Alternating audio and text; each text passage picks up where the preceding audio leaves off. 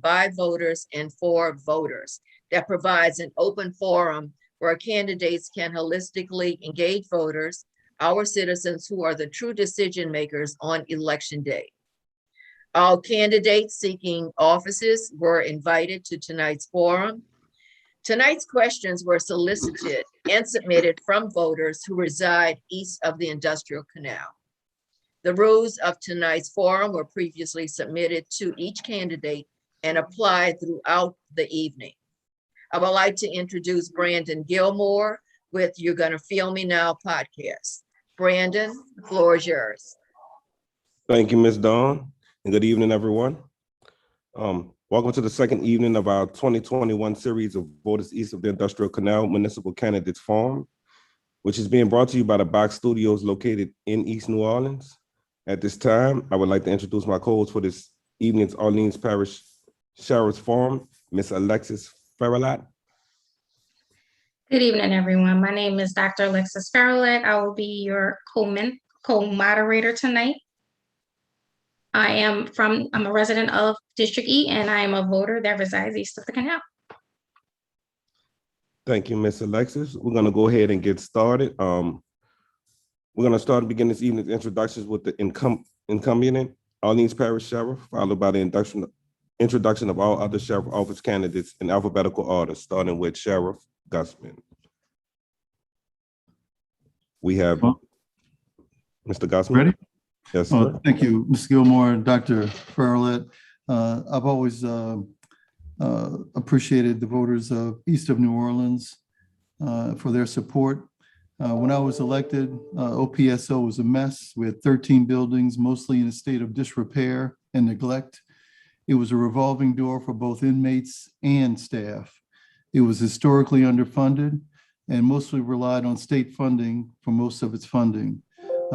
Katrina devastated the infrastructure, and my vision was to have a new modern facility, not just repair or retrofit what was there already.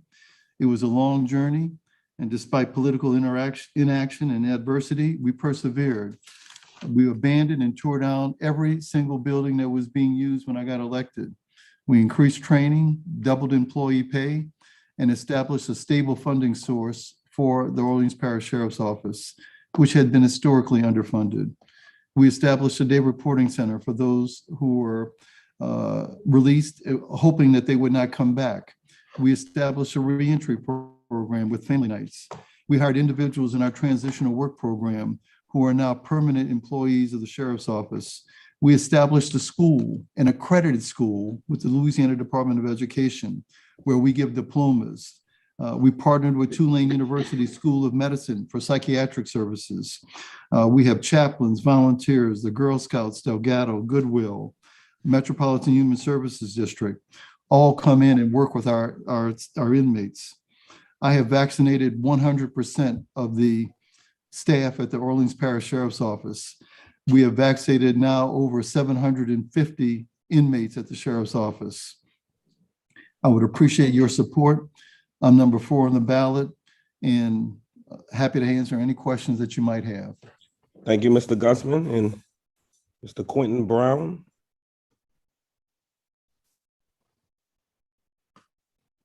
You're on mute, sir. Mr. Brown, you're muted.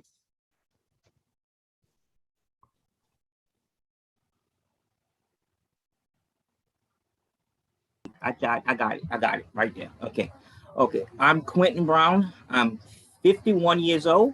I ran for mayor. I ran for city council, District B. I ran for city council at large. I ran for governor, and I've ran for sheriff before. Okay. I got 3% of the votes. I pushed Marlon Gusman into a runoff, everyone's saying. So I'm the lesser candidate, but I want to be the best candidate this time. I'm not sitting here reading nothing from the forms or nothing of what we have did. The Orleans Parish prison system is still a revolving system. That's why crime is still happening, what's happening right now.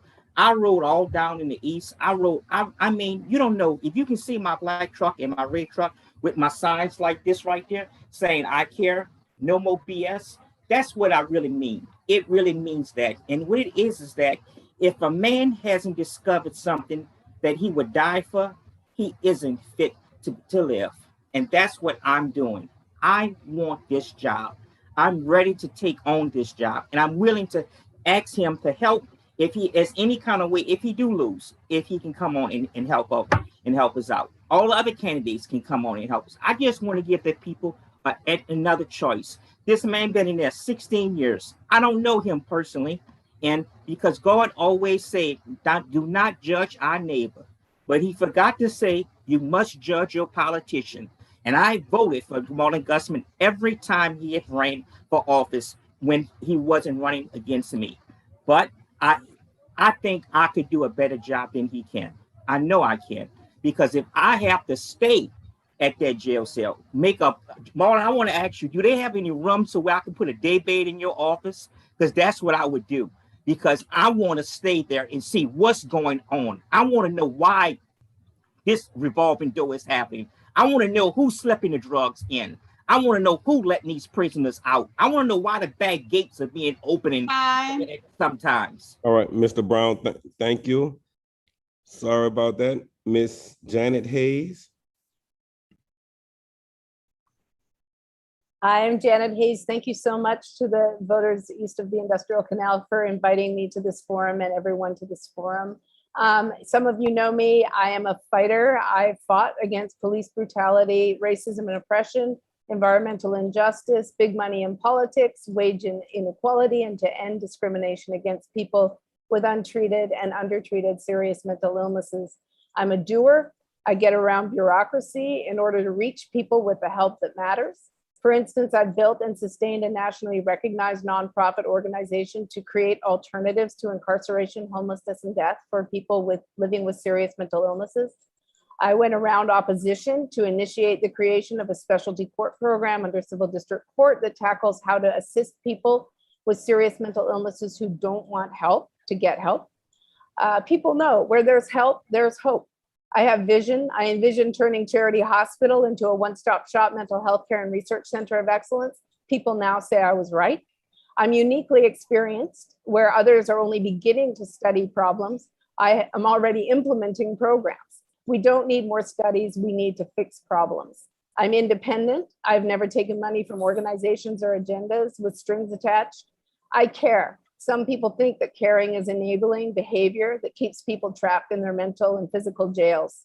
When we do nothing to intervene to help people who are incapable of helping themselves, we are only facilitating the slow road to death. We need to intervene to facilitate the road to life. I will not swap safety and quality of life for political agendas. A vote for me is the sensible choice for positive change. Thank you. Thank you, Ms. Hayes. And next we have Ms. Susan Hudson. Good evening, and thank you, members of voters east of the Industrial Canal. I thank you for hosting this important forum. My name is Susan Hudson. I'm number 6 on the ballot, and I'm running for Orleans Parish Sheriff. And I'm running on a platform for change, which includes the 3 C's of corrections, which are care, custody, and control. Because the safety of employees and incarcerated persons is solely the responsibility of the sheriff. And after prayer and careful thought about the criminal justice system in our parish, and after watching our communities around the city and country get out in the streets and demand change, I know that after 17 years under the current leadership, we need a new sheriff that embraces reforms. I am your progressive candidate for sheriff. Running for sheriff is the next phase of my commitment to achieving a more fair and equitable justice system. So I'm running because I will be the change that we all want to see. Because we can do better. In fact, we must do better. And if not now, then when will we do better? And for those reasons, I'm asking for your vote and endorsement to become your sheriff. Thank you. Thank you, Ms. Hudson. And our last candidate to introduce, Mr. Christopher Williams.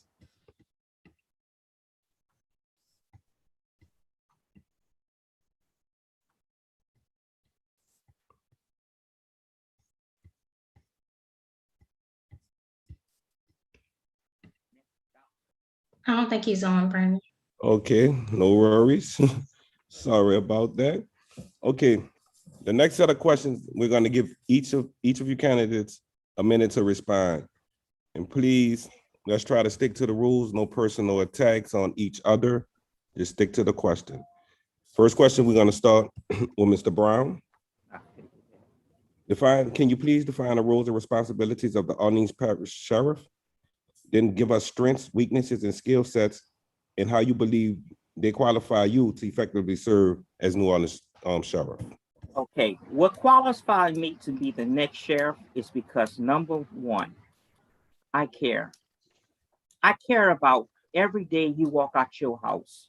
And it's not just the prisoners. I care about the prisoners. I want to take care of prisoners, and I want to take care of the people that's on the streets.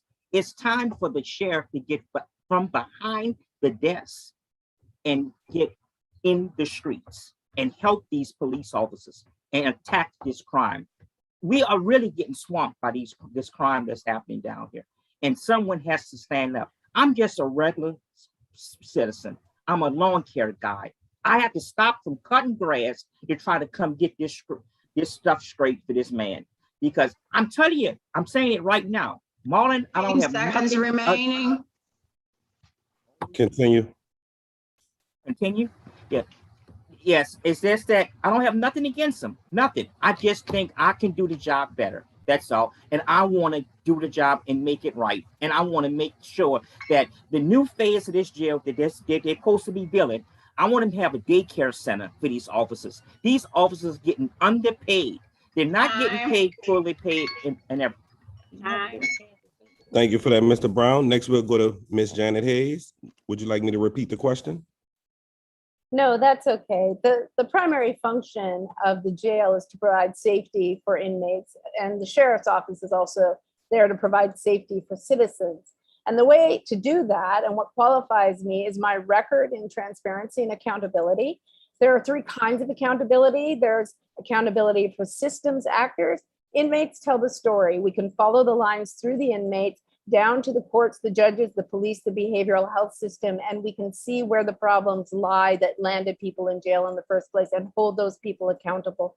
I also, the sheriff, as sheriff must be accountable to the community, not to money or someone's agenda. Another kind of accountability is individuals with justice system involvement. When someone comes in contact with the criminal justice system, that leads to the opportunity to assist them with support, services, and programs to 15 help make seconds them lives, remaining.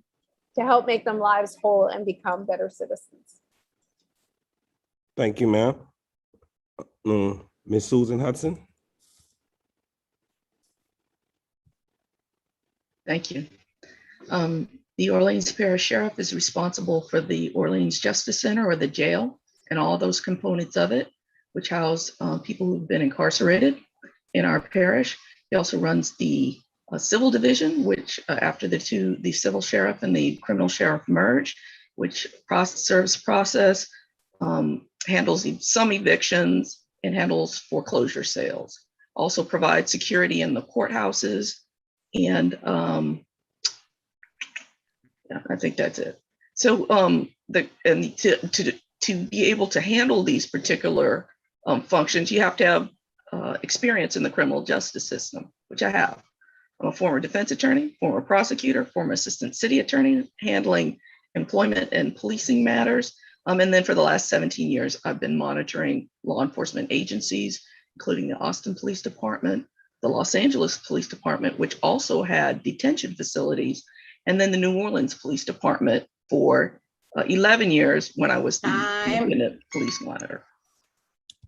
Thank you, Ms. Hudson. And Mr. Gossman.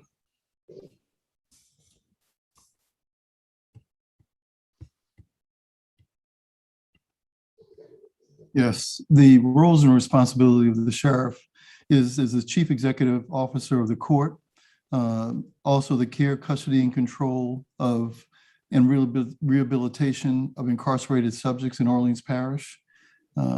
In that responsibility, I am responsible for making sure that all of the courtrooms are secure and safe. We transport individuals to the court from the jail. The responsibility also includes helping people while they're in jail. That's the rehabilitation part.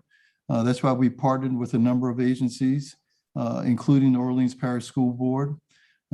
I've served as the city's chief administrative officer. I'm a lawyer. I've been a public defender. I've served on the city council. I have a proven record in finances, making sure that our budget is balanced every year, and providing services to the people of Orleans Parish and serving the citizens and inmates that are here. Thank you, Mr. Gusman, and thank you all for answering those questions. I'm going to now turn it over to Ms. Alexis. Thank you, Brandon. So I have a couple of questions for you guys. We're going to start with one or a couple in reference to the federal consent decree. So you'll have 1 minute to answer this question. Very briefly describe the federal consent decree and what progress has been made in meeting the mandates of the decree. So we're going to start with Janet Hayes. Thank you. So the federal consent decree is a lawsuit named Jones v. Guzman. It's a lawsuit that was filed by inmates in the jail for unconstitutional elements that were happening in terms of not providing proper mental health care, derelict conditions, brutality, police brutality, restraints, and poor operations, not enough deputy staff. The consent decree was implemented, I believe, in 2012. It's gone through a number of different it's been, its evolution has brought a compliance director to the city to run the jail in place of Sheriff Guzman for a time until getting the jail back into compliance.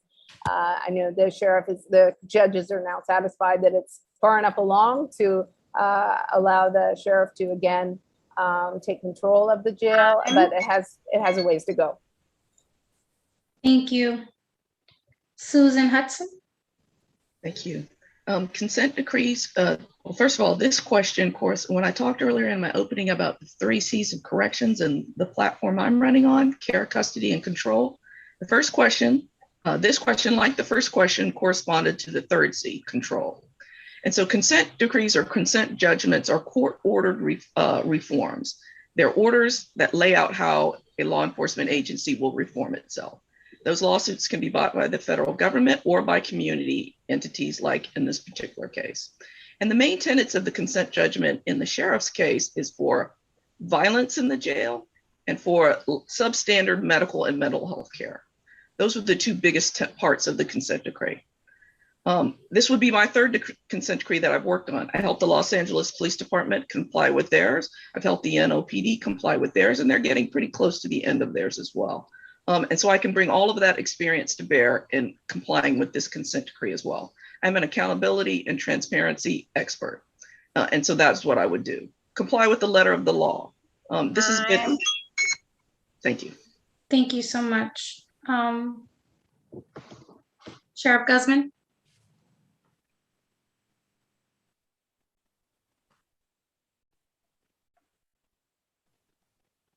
You're on mute. You're on mute.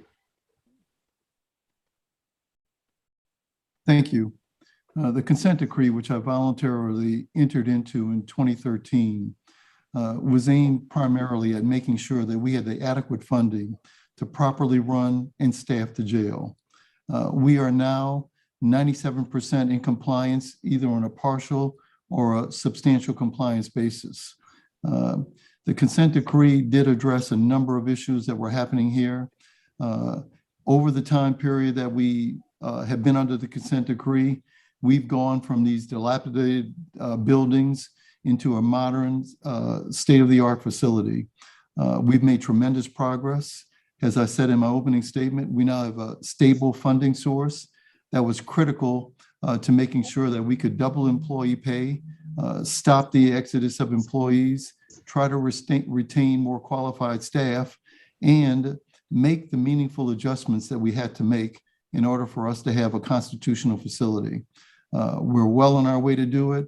We're very close to achieving total compliance and getting out of this. Thank you, Sheriff Guzman. And Mr. Brown? First thing, I heard about, like I said, I'm a gardener, and I'm giving you the best answers of best of my ability. And what I've heard is that what happened, it happened in 2013. I ran in 2014, and that's when it just has started, got under they took control from them. I'm gonna tell you right now, if I was the sheriff at one time and I had all these backgrounds, I'm not taking jabs. Look, I paid my $255 to get $225 to get in this race. I'm gonna say what I want to say, and if people don't like it, they like it. They like it, they don't. But I'm gonna say what I got to say. If I had all these things that was supposed to be going on, I'd have resigned. There's no way I would have had somebody come took over my job and still get the same pay. I would have took a lower pay or resigned. There's no way in the world we should have been paying this sheriff all this money, and the federal government was running it. Half of it was running it. It shouldn't have been done like that. It was did from way videos that were showing people having guns in jail. How they got there? They wouldn't got there if I was there, because I'm telling you, I would walk the halls of these jails. I'm telling you, I would die for this jail cell. I would make sure that it's all right. Thank you. Just a follow-up question. Are you aware of how much in tax dollars have been spent in satisfying these mandates, and what is the projected continued cost to the Orleans Parish taxpayers? And we'll start with Ms. Hudson. You have 1 minute, I'm sorry. Thank you. I don't believe all the true costs, and this has to do with, again, the third C of corrections, control of finances and funding. I don't believe all the true costs of what the consent decree has costed us as taxpayers has been completely transparent. There's notations in the budget for 2021, which talk in somewhere around $300,000. I believe it's much more than that. Well, if you look at this sheriff's budget, as he mentioned, it has gone up since 2013 when the consent decree started. It's gone up between 30, 35 million more per year that the city chips in. So that's where the true cost of the consent decree there. So it's cost us millions and millions of dollars each year. Control. We have to be in control of. We have to be in control and good stewards of taxpayer dollars.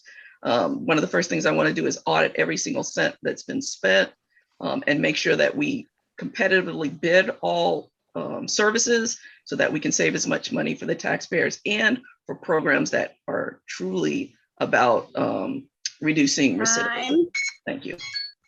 Thank you. Same question, Janet Hayes. You have 1 minute. Thank you. I don't have the budget in front of me, so I don't have exact figures. I know that we have spent an enormous amount of taxpayers' dollars bringing the jail into compliance, including paying a private contractor, Correct Care Solutions. I believe, I recall a figure from when Stacey Head was city council member and we were going to city council meetings, it's somewhere around $16 million a year, which was double, I believe, what we were paying before the private contractor came to New Orleans. I do also know that mental health care, it costs a lot more to care for somebody in the jail with a mental illness than somebody that doesn't have a mental illness. It's one of the reasons that I believe strongly that people with mental illnesses shouldn't be in the jail at all. Really should be in treatment in the community. But no, I do not have the budget in front of me. I, as sheriff, though, would do what Susan would do, and that would be audit every single penny to make sure that we're spending our money wisely. And I think I can also show how we could save a lot of money as well. Thank you. Mr. Brown? If y'all check my last time I ran for sheriff, I said the same thing that Ms. Susan said and Ms. Janet said. The first thing I want to do if I'm elected, I don't want to wait till it's time for me to get in there. If I win on October 9th, October 10th, I want to get an audit.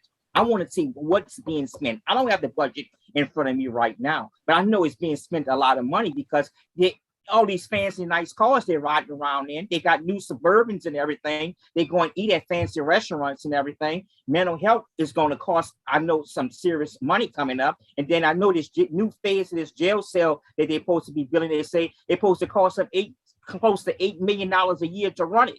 The way I'm telling you, New Orleans is getting bad. And these politicians are keeping a lot from y'all.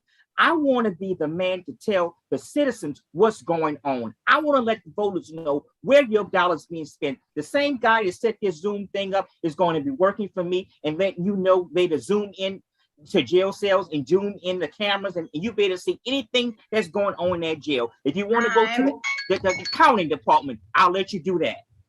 Thank you, Mr. Brown. Sheriff Guzman.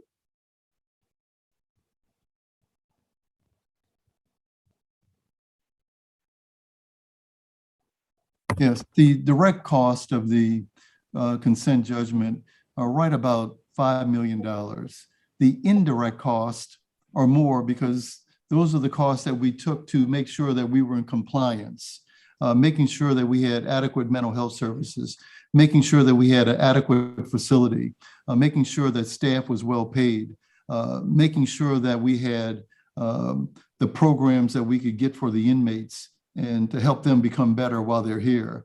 As I said, we have over 900 cameras in this facility. Look, I hear a lot of talk about finances. We have an external auditor, CPA firm that audits us every year. That audit is submitted to the Louisiana Legislative Auditor. We are in full compliance with all of that. And there's no money being wasted. We're frugal. We bid all of our contracts. We know what we're doing here. And we have a track record that shows it. The consent judgment helped the sheriff's office get the funding that it needed. Thank you. So this next question is actually a reference to what all of you have been mentioning, which is mental health in the criminal justice system. You'll have 2 minutes to answer this one because this is kind of a loaded question. With the mounting health and mental care problems in the city, what is your position on expanding the mental health capacity of the jail, and how do you propose to help improve the standards of care for mentally ill inmates awaiting their day in court in Orleans Parish Jail? And we'll start with Mr. Brown. Well, I want to say this, that when I get there, and New Orleans is I'm telling you, New Orleans is going crazy. They got some. I'm telling you right now, this city is really going. It's crime is just getting out ahead, and it's because of the mental health. We don't have enough people in there. Something is not being done right. Something got to be straight. It's the mental. They say the new phase is supposed to help it, and it's supposed to be specialized just for mental health. Well, he must gonna fill it up then, because all these people walking around talking to themselves and stuff I see and everything, and begging on the corners and everything.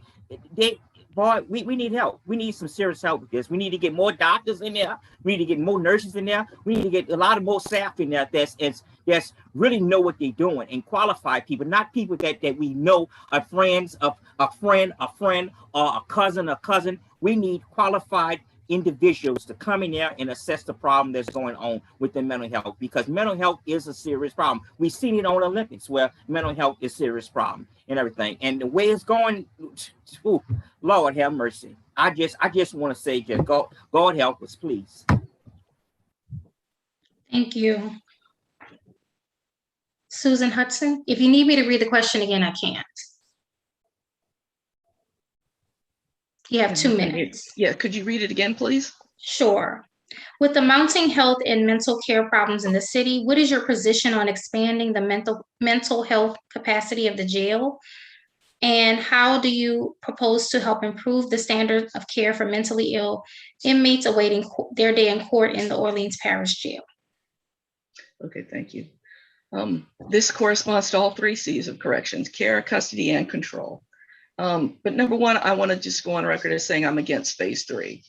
Our community, by and large, does not want this.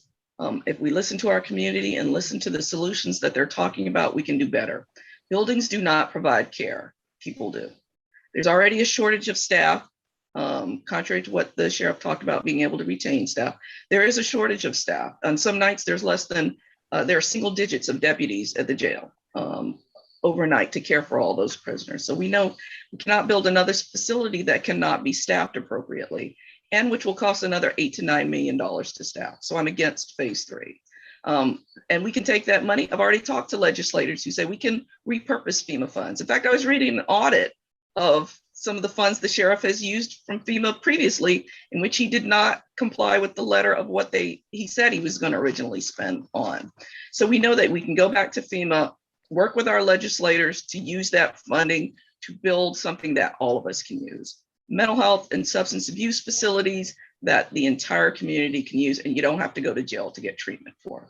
So, and we can do that. And so that's what we should be trying to do. Not just, right now we know that the majority of people in the jail have some type of substance abuse or mental health issue. Let's have a facility that allows them to be treated without going to jail first, without having to commit a crime first.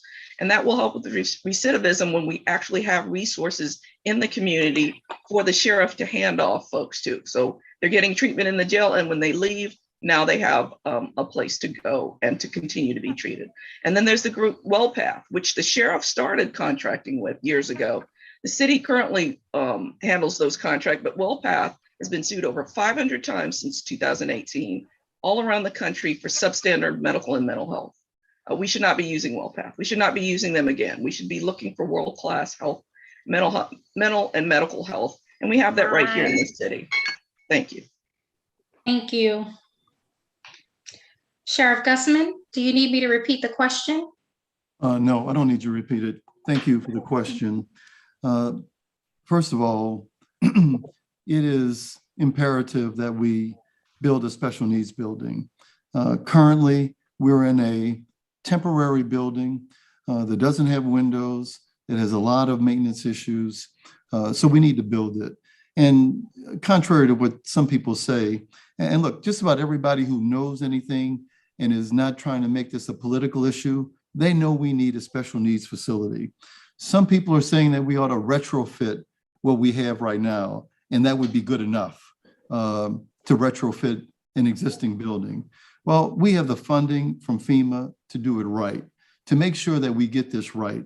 And good enough is just not what we ought to be striving for. We ought to be striving for the best. And I'll give you an example. You know, after Katrina, I could have repaired the existing buildings that were here and said, and that would have been good enough. Or I could have said, which I did do, and that's construct a modern facility with direct supervision where we could really get the job done the best way that we could. And that's what we did. When the building was built, they specifically said, don't build it for acute mentally ill. And I said, where? They said a hospital. Well, there is no hospital. We only take people who are criminally accused. We don't take people that just come out of the street, and we try to help them the best that we can. We have a temporary fix in place right now. To retrofit is just, it might be good enough, but it's not what this city deserves. This city deserves the best. And that's what we're going to give it to them. And most people, in fact, support that. It's not an expansion. It's another part of the puzzle. And it not only includes a mental health facility, but it also includes a medical facility, an infirmary, and a visitation center where people can connect with the people that are going to help them once they get out. Time. Thank you. Thank you. Janet Hayes, if you need me to repeat the question, I can. Thank you. No, that's fine. First of all, we have to understand how people got there. You can't fix the problem until you understand the problem. I'm unique in that I have that expertise. The FEMA money is meant specifically for those people who have been forced into committing serious crimes by our mental health laws that require dangerousness to self or others or grave disability before we can intervene to help them.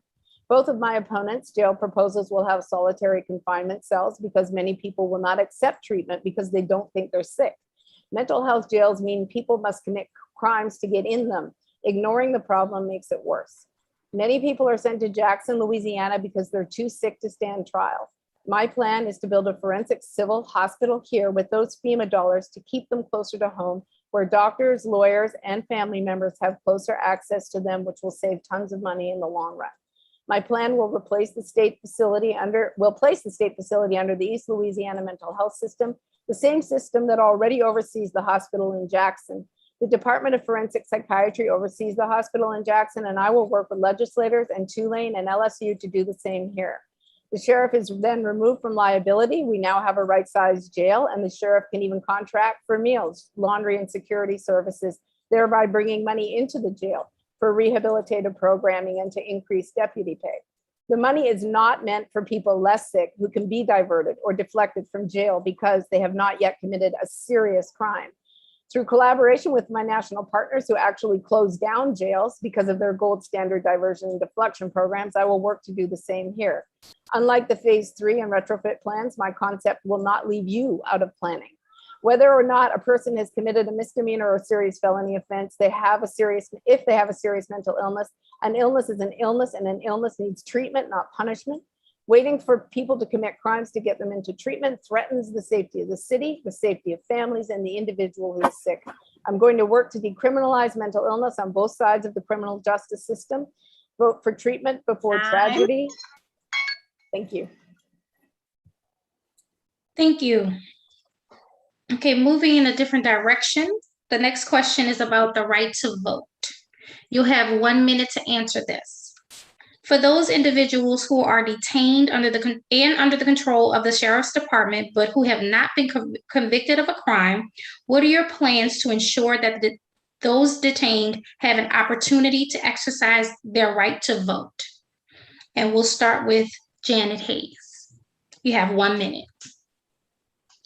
Thank you for that question. Voting rights is extremely important to me. I feel that, people, especially if they have not been committed or have not committed a crime, should have the right to vote. I know countries where people have committed crimes and are incarcerated and have the right to vote. I, as sheriff, will do everything I can with my title to advocate for voting rights for people incarcerated who are in the jail, who are being housed, who I believe should have that right to express their opinion through the ballot box. I will also work to see what I can do to encourage my colleagues, other sheriffs around the state and the federal government to do the same. I'll work with legislators. In fact, I'll do what I always do and what I've done up, in my history of living in New Orleans, which is to collaborate, negotiate, and use facts and data and studies and science. Well, I guess it's maybe not science in this case, but all of those components that are needed in order to help implement better decisions through the ballot box and through elections and laws. Thank you. Thank you. Sheriff Guzman, same question. You have 1 minute. Thank you. Ever since I've been elected sheriff, we have made it possible for anyone who was eligible to vote while they were incarcerated.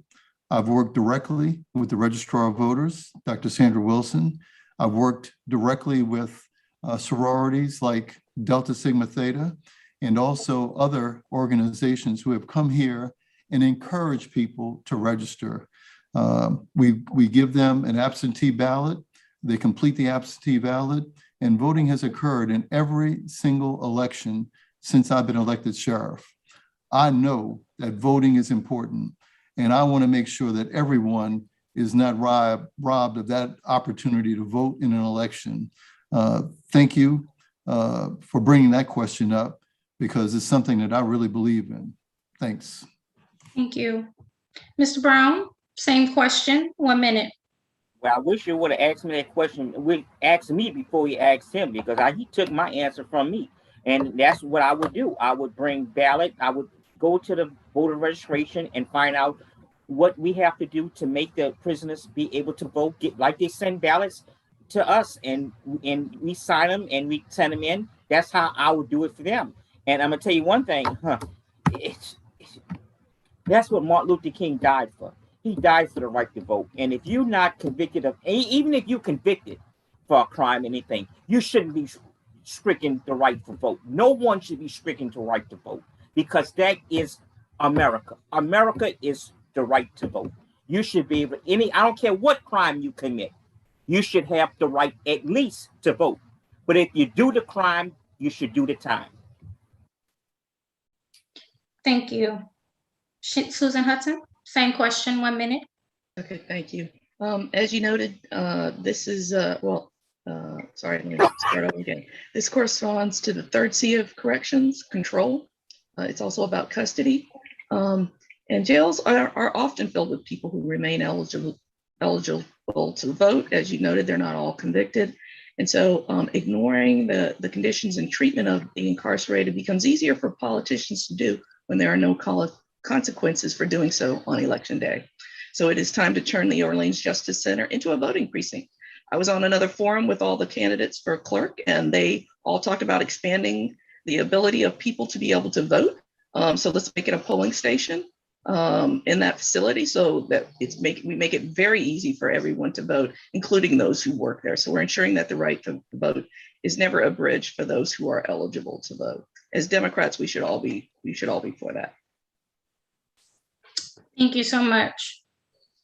Okay, switching to another topic, which is restorative justice. You have 2 minutes to explain to us what you believe restorative justice is, and we'll start with Ms. Hudson.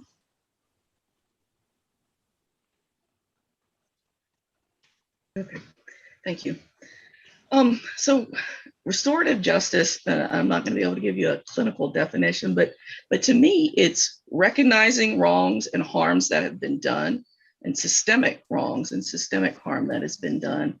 Acknowledging that is super important for the people who have been wronged and who have been harmed, and then making changes so that you reduce the harm that people go through systems. And so I'm all about systemic change. And I'm all about community leadership in making systemic change. And this has to do with the third C of corrections, control again, and caring about people, the first C of corrections. So we want to make sure that, number one, we tell the truth about our system. And that starts with data, having more data and transparency about what's going on within the system. I'd love to know how many people have actually voted at the jail. I'd love to know how many people have died at the jail, how many people have been hurt at the jail. Real data, real information about the harms that the system has done to people. And then having those community solutions for repairing that and for reducing harm. Reentry programs. There's people out there who are helping folks to mediate with their families as they come home. There are people who we need, first of all, government to acknowledge harms. As the police monitor for the city of New Orleans, we actually helped the city council to apologize to a victim of police brutality. And that was Kim Marie Grove's family. She was actually assassinated by an NOPD officer, and it took the city 20 years to actually acknowledge it, apologize to her, and give a proclamation saying that they were wrong. So restorative justice is about acknowledging wrong and acknowledging harm, acknowledging that systemic issues, and then doing something to reduce those harms. Thank you. Next is Ms. Hayes. Thank you so much for the question. I feel really strongly about restorative justice. In my view, restorative justice is wrapping around an individual who has committed an offense and that needs to be held accountable for that offense, but not necessarily in a punitive way.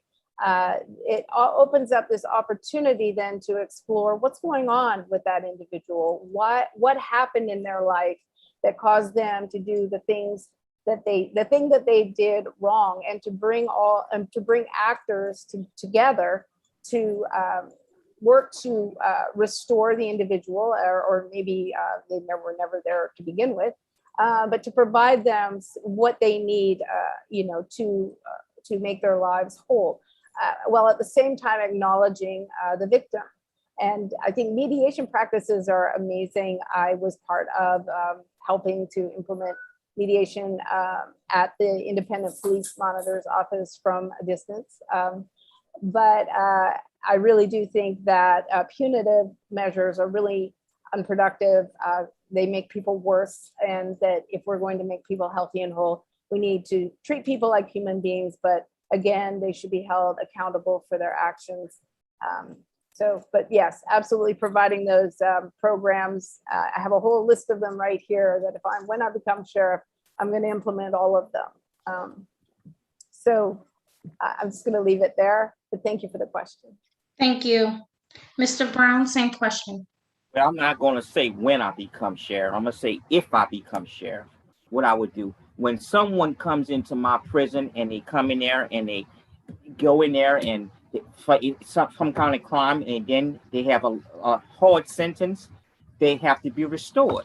So that means I have to teach them. We have to teach them how to be gentlemen, how to be young women when they come out. If they come get appeal, they have to come out and show them how to be productive in the everyday life. Because if they got there for some kind of reason. So it's our job. It would be my job to have people to help them fix their problem and try to make them be people that they could be and live in society and be better people than what they was when they went in. Because if you went to jail because of some kind of problem, and then we're not going to have you sitting there not doing nothing and we paying for you to sit there. We want you to come there and learn something, learn a trade. Try to be some bricklayer. We can have all kind of trades in there. We can use that phrase that they're supposed to be talking about. I'm not saying I'm against that phase. I'm just saying the people wasn't given a choice to vote on the phase. The people should be given a choice to vote on anything that happened in city government. They shouldn't be pushed into anything and be pushed on them. What he did is he pushed his on it. He's a lawyer. I'm not shooting at him now. He's a lawyer. He did all this. He just pushed his face onto us. But now we look like we gonna need it because the way everything's going. But believe me, damn well, if we get it, I will use it. And I will make sure everyone that goes in, they come out and they won't go back in. I promise you that. I will work my tail off to that. I'm telling you this.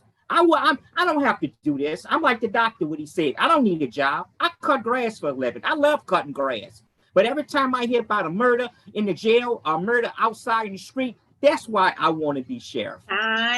He could do more. Thank you.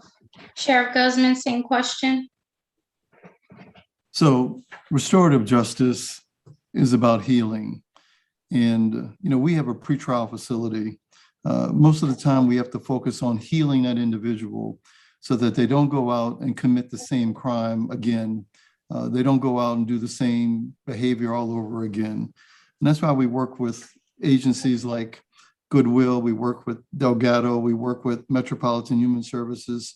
Now, over 70% of the people here have some sort of mental illness or dependence on drugs.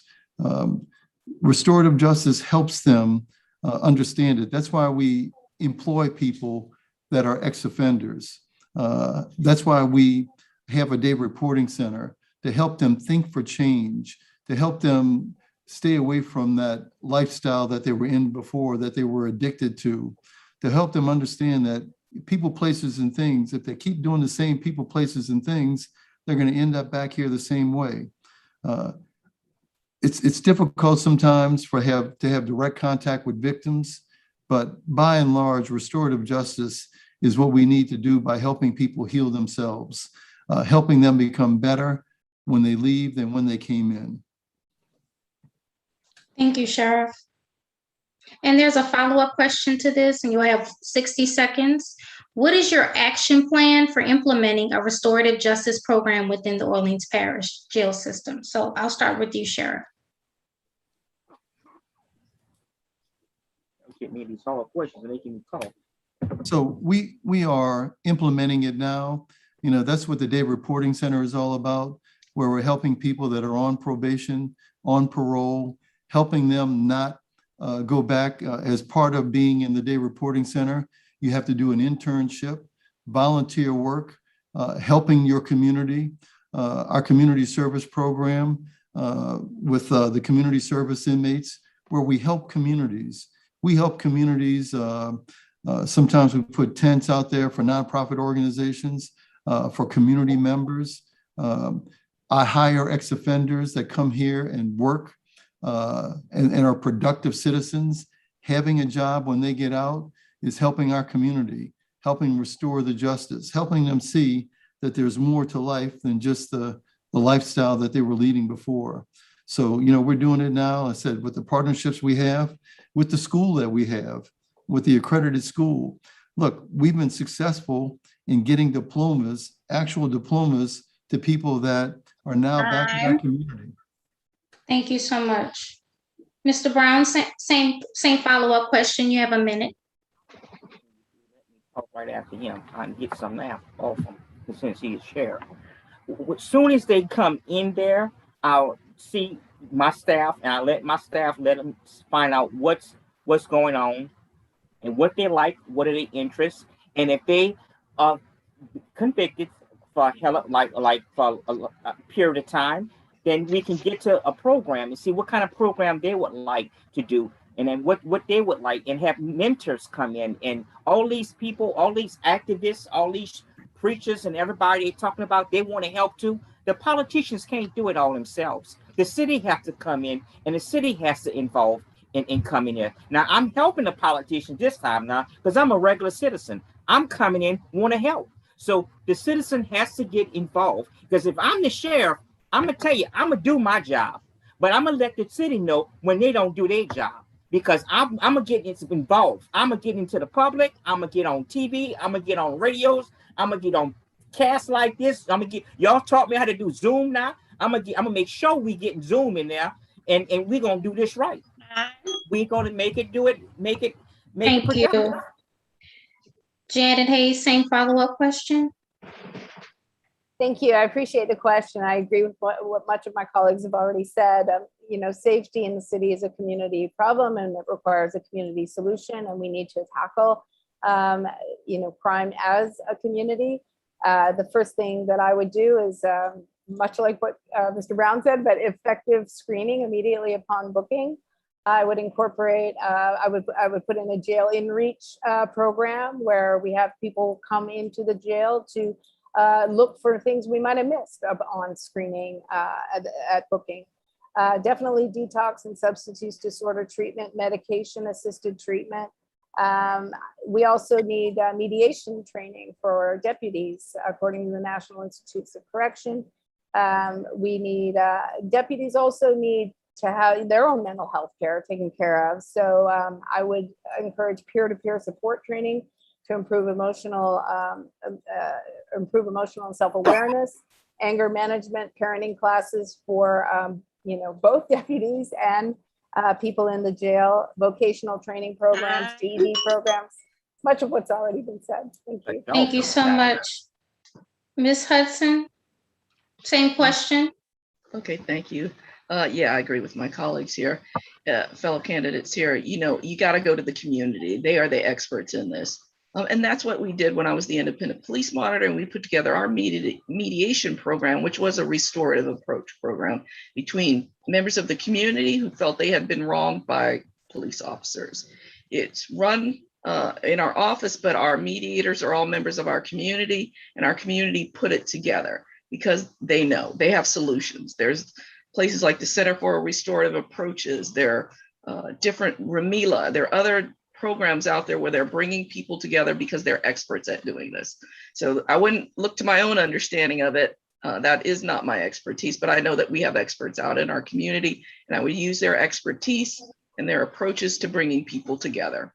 It's been proven to work. It's been proven to reduce harm and to reduce recidivism.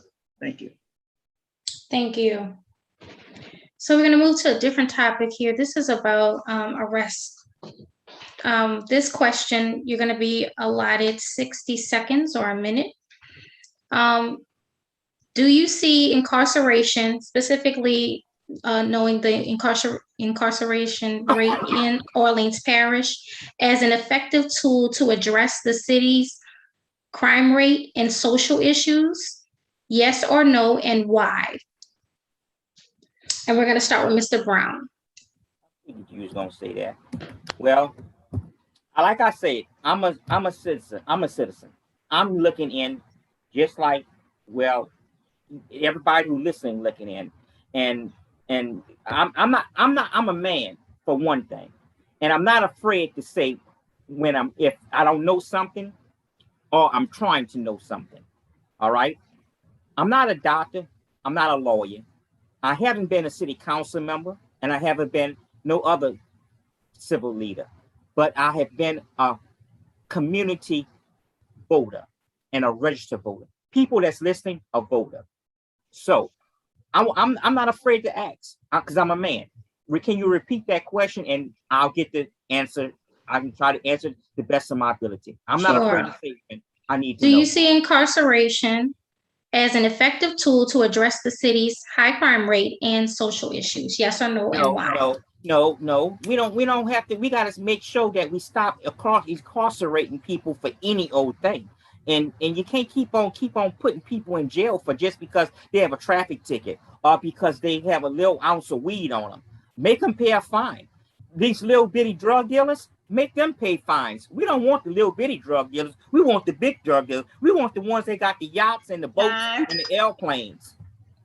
Thank you, Mr. Brown. You know I'm for real. Ms. Hayes, Ms. Janet Hayes. Same question, 60 seconds. Thank you for the question. It's a little bit complicated. I think arrest is an opportunity, or is an opportunity to hold a person accountable and help them with their needs. But there are various, for some people, like for instance, people with serious mental illnesses who are cycling in and out of hospitalization without treatment get sicker and sicker and sicker. They actually can't get treatment until sometimes they're arrested and then sent to to Jackson for a long-term stay because they can't get it in the community. And in cases like that, the arrest can lead to that opportunity to help a person make their life whole. Again, some arrest should not, again, be used as a means of social control or to control our social problems. But when somebody is arrested, and not for petty crime, not because they're the wrong color, but if they're arrested for something that they did as a result of things that happened to them in their lives that harm somebody, then yes, that they should be arrested, and we should use that moment then to help them make their lives better.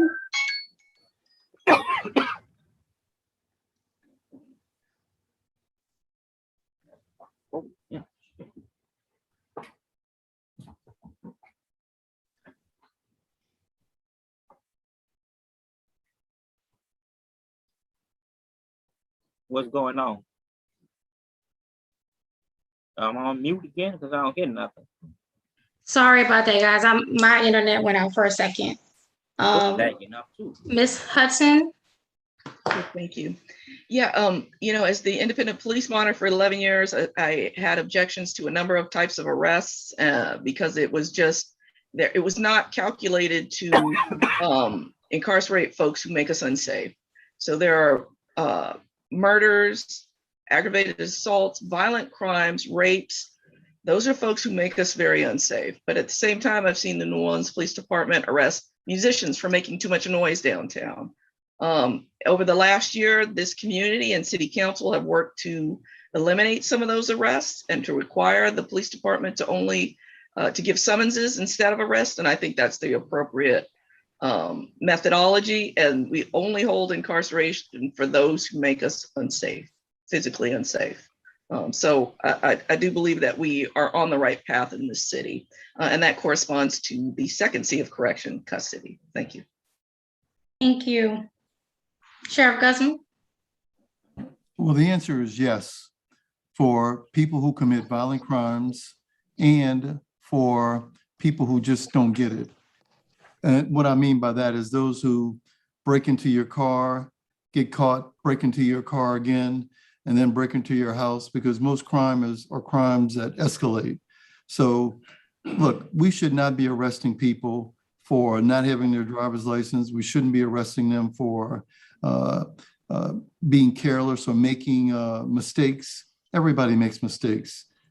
Jail ought to be about, and prison ought to be for those people that are violent and just don't get it. The city's crime issues really ought to be addressed with long-term solutions. Helping people that have committed crimes get case management. If it's a small crime, not involving violence, they can get help. They might have a mental health issue. Unfortunately, the governor closed a lot of the mental health facilities in this region, in this state. That's probably the real answer. Thank you. Okay, so this is the last question for the night. It's about code enforcement. Okay, so New Orleans East is experiencing a lack of code enforcement action. With the merging of the parish criminal and civil sheriff offices, which have the authority to enforce city codes, are you willing to assist the City Code Enforcement Department in enforcing all provisions of the code of the City of New Orleans, the State of Louisiana, Home Rule Charter of the City of New Orleans, and New Orleans Comprehensive Zoning Ordinance? Yes or no, and why? And you'll have 2 minutes to answer this. I can repeat the question if you need me to, but we'll start with Ms. Hayes.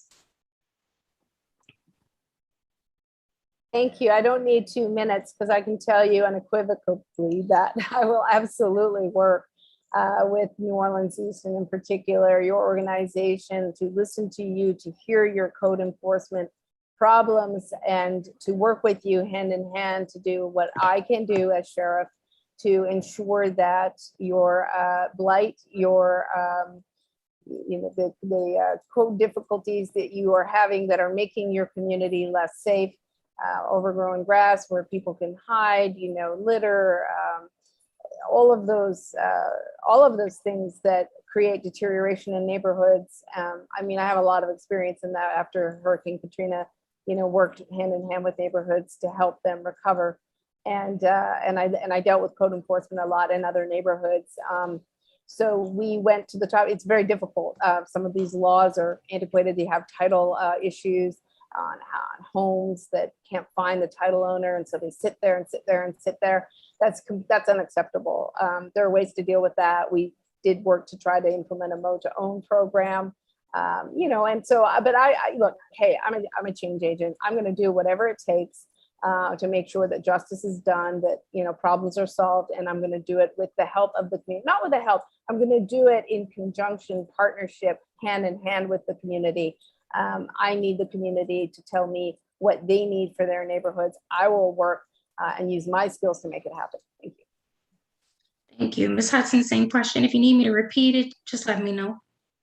Yeah, thank you. I'd say this probably corresponds with C number 1, caring about your community. And the answer is yes, we would be able to help insofar as helping if there is some type of dangerous issue for our code enforcers when they go out to do their work.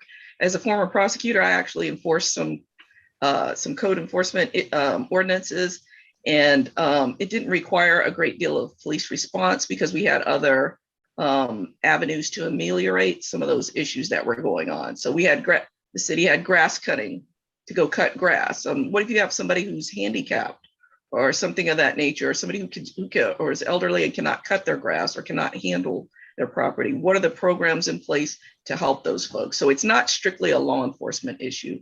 It's a community care issue, and making sure that those issues, which, we all live in areas where you got a lot or two that has trees on it and grass as high as the trees. So we want to see those issues taken care of, and working with the city, working with code enforcers to do that. And having the sheriff's department only as a backup when there's a need, when there's some type of physical confrontation or something of that nature. But yeah, absolutely, we would help to assist. But again, there are other ways to make sure that those issues are taken care of that don't require a huge law enforcement response.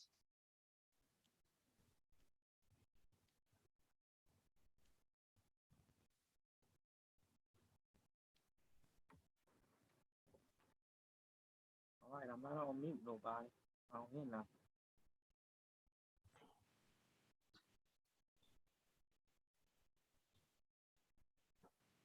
Sheriff Guzman?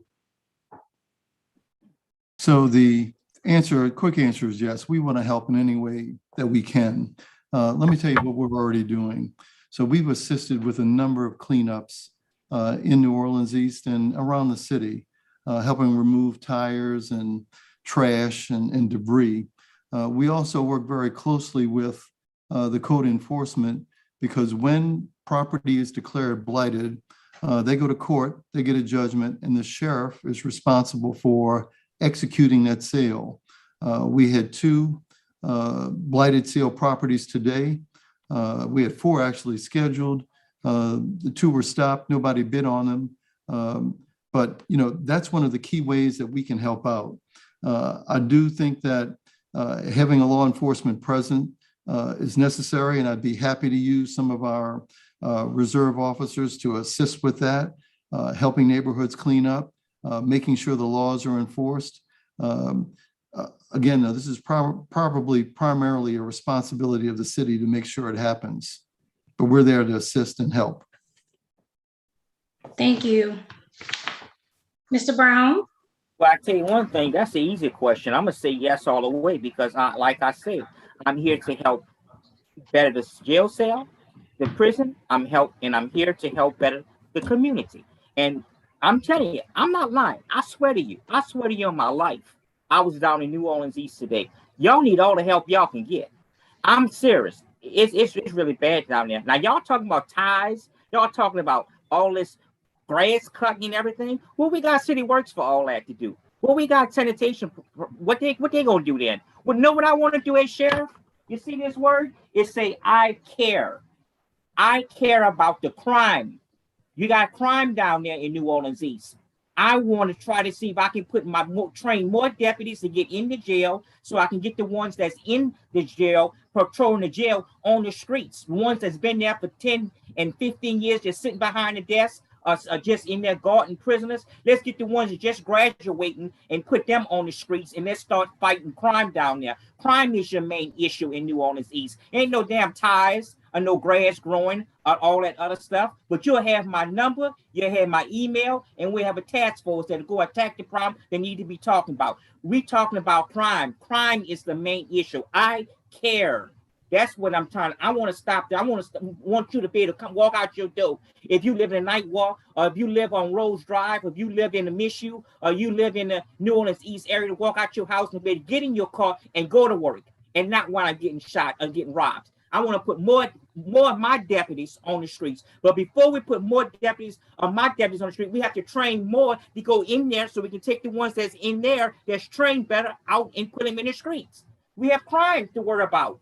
If we don't talk about this crime issue, the crime is going to take over everything. And everybody's moving all the way to the east where the crime is at. Everybody's moving all the way trying to come uptown now because the crime is not uptown, but they can't afford the houses because the tax assessor put so much taxes on their house, they can't even afford to live in New Orleans, can't even live in an uptown area. So all the crime is going into the low income area in the east. Think about the crime in the east. Thank you, Mr. Brown. I want to thank everybody for participating tonight. I'm going to turn it over to Dawn. Okay, I want to, like Alexis said, thank everybody for participating. I know this is an unusual session for you all, or unusual time for you to be running for office. Let me just say that. Yeah, and I want to let y'all know that I was coughing. I'm not coughing because I got no cold. I'm coughing because I was a little nervous and everything. Y'all put me on the spot. My camera kept on clicking off. I kept on getting emails on the phone. That's quite all right. It kept on blacking out. Yeah, all right, quite all right. But we want to thank you for being and I want to thank anyway. y'all. Okay, but I want you. to remind all our people that are watching that the election is on October 9th, a Saturday, and early voting starts on September 25th to October 2nd. So thank you all and have a great night and good luck. Thank you. All right. Thank Good you. night, everyone. Thank you. Good night.